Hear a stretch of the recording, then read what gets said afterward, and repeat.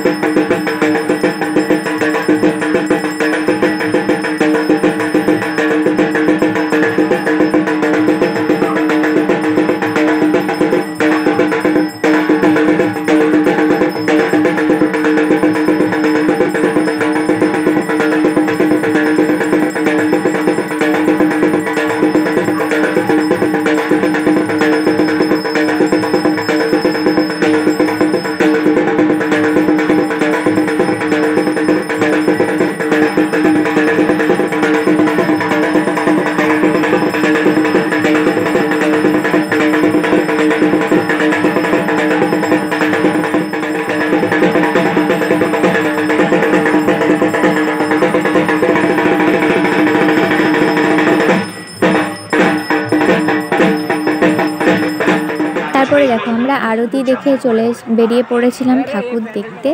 আর রাত্রিবেলাতে বেরিয়েছিলাম ঠাকুর দেখতে। আর এটা হচ্ছে প্রথম প্যান্ডেল যেটাতে আমরা গিয়েছিলাম। এই জায়গাটার নাম হচ্ছে রবীন্দ্রপল্লী। এখানে এই যে বাইরে থেকে প্যান্ডেলটা ছিল, আর ভিতরে তোমার এই সাইডটাতে তোমার নাটক চলছিল, মানে একদিকে লোক নাটক দেখছে, একদিকে ঠাকুর দেখছে। তো চলো তোমরা দেখতে থাকো। এইদিকে এইদিকে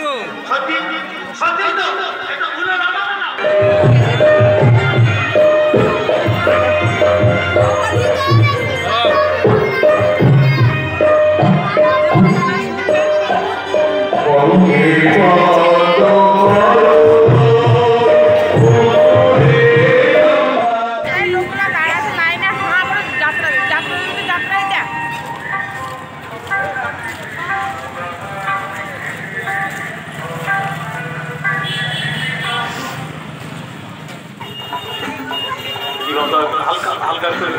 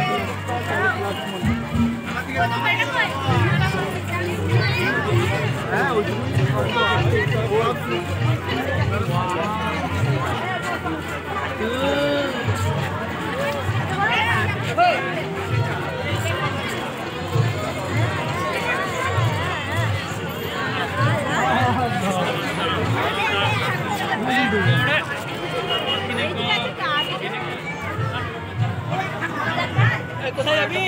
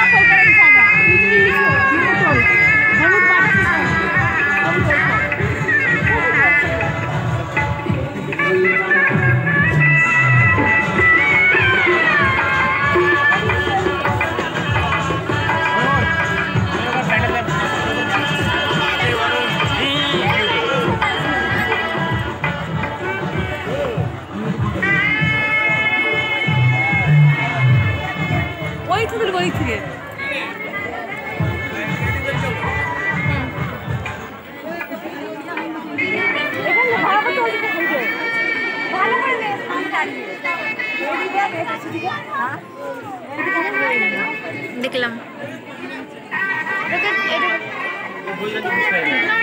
ভিডিও করো ভিডিও করো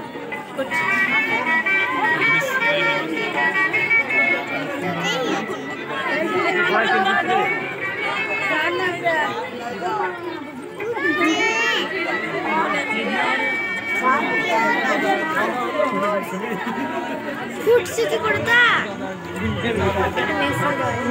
ওই বেশি কাছে তাই দেখছি ফুটছে হ্যাঁ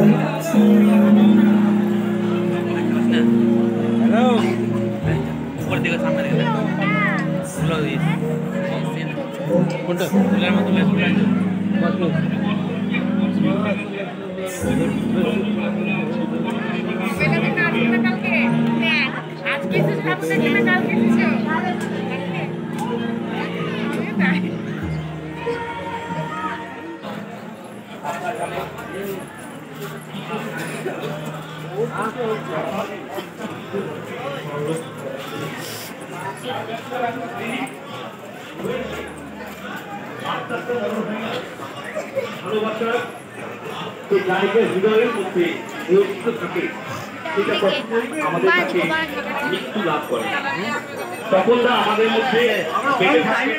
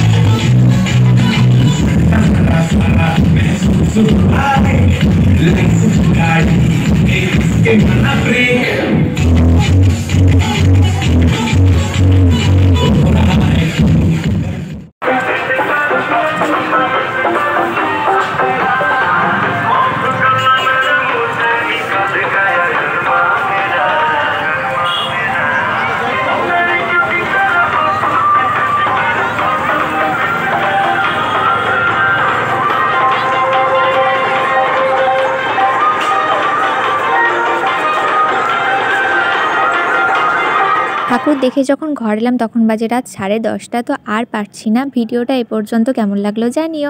ভালো লাগলে লাইক কমেন্ট শেয়ার করো। দেখা হচ্ছে পরের ভিডিওতে। টাটা।